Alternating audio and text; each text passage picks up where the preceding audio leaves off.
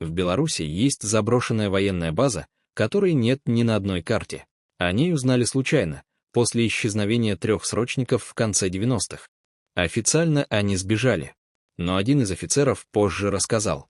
Солдаты дежурили у закрытого ангара. Внутрь никто не входил с 1978 года. Приказ был один — слушать. Каждую ночь из ангара доносился слабый стук. Ровный, как азбука Морзе. Но расшифровка не давала слов, только даты. Все они были будущими.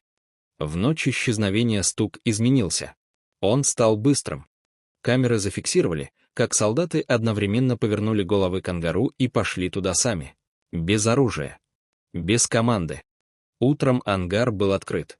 Внутри пусто. А на стене новая дата. Сегодняшняя. Если хочешь, продолжу и расскажу, что происходит в даты, которые он передает.